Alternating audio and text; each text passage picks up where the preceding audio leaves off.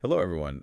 Today's chess puzzle. All right. We have white's position, Okay. bishop on b6, Uh-huh. knight on e5, Yeah. bishop on b2, Got it.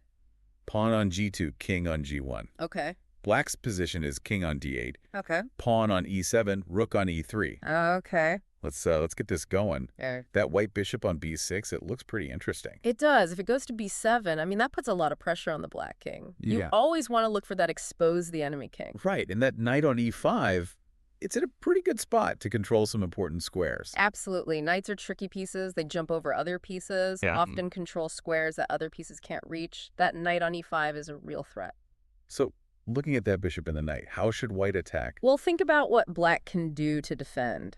His king is pretty stuck. Yeah. The rook on e3 is the only piece that can really move. Okay. So black is in trouble. So what's the answer? The answer is bishop b6 to b7, Okay.